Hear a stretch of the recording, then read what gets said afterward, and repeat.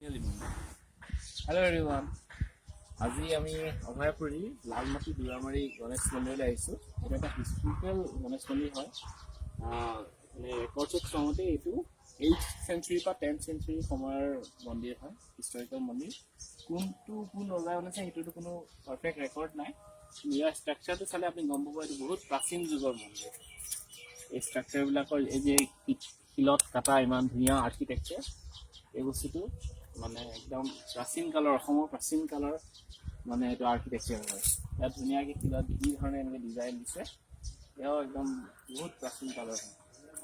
সময়ৰ লগত চাগে সময়তো কোনো ডাঙৰ ভূমিকম্পত পুৰণা প্ৰাচীন মন্দিৰটো মানে ভাঙি গ'ল। পিছত আৰ্কিঅলজি ডিপাৰ্টমেণ্টে এই বস্তুটো এক্সপ্লেনেশ্যন কৰিলে। গোটেই মন্দিৰটো ডাঙৰ এটা মানে কেম্পাছত দিয়া আছে, ডাঙৰ একদম ইটাৰ গাঁথনি মাৰা আছে। এটা বহুত ডাঙৰ এটা মন্দিৰ আছিল এখনত।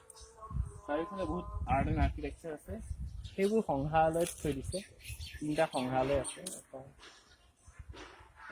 তিনিটা সংগ্ৰহালয় আছে। তাতো বহুত ধৰণৰ আৰ্ট এণ্ড আৰ্কিটেকচাৰ দেখা হৈ আছে।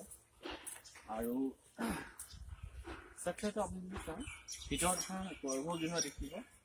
সেই গৰ্ভগৃহটোৰ ভিতৰত এটা ডাঙৰ চত্ৰ এটা মাজত আঁকা হৈ আছে। সেই চত্ৰটো তাতে চাগে গণেশ মূৰ্তিটো ৰখা হৈছিলে।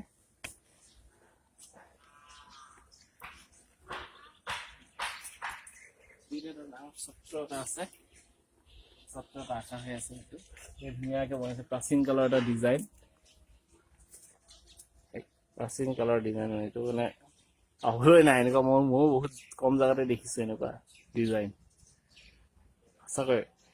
লগতে এটা ইণ্টাৰেষ্টিং বস্তু দেখাওঁ, এইটো হ'ল শিলৰ মাজত লোহা ওলাই আছে। এইটো আজিৰ পৰা 1000-1200 বছৰ আগৰ পুৰণা লোহা, তেতিয়া দিনৰ ইঞ্জিনিয়াৰিং। গতিকে এইটো দেখি সঁচাকৈ ভাল লাগিছে। ইমান ইণ্টাৰেষ্টিং বস্তু হওঁতে আমি ইমান কম কথা জানো নিজৰ অসমখনৰ বিষয়ে, এইটো আচলতে ভাল কথা নহয়।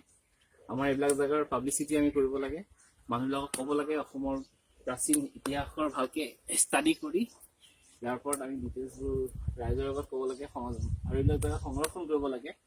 মানুহবোৰ আহিব লাগে, আমাৰ নেক্সট জেনেৰেশ্যনে এইবিলাকৰ বিষয়ে গম পালে ভাল। গতিকে সেইটো আমি আশা কৰোঁ। মানুহবিলাকক এইবিলাক জেগাত আহি পেলাই অনুৰোধ জনালোঁ। পিছফালে নতুনকৈ বনোৱা মন্দিৰ আছে, ইয়াত কেম্পাছটোও বহুত ধুনীয়া, মানুহবোৰ আহে। সুন্দৰ ধুনীয়া পৰিৱেশ, বতাহো বৰ ধুনীয়া মাৰি আছে। আজি চানডে মানে হিষ্ট্ৰিকেল টুৰ ভালকৈ হৈছে। বাকী গতিকে হেপী উইকেণ্ড।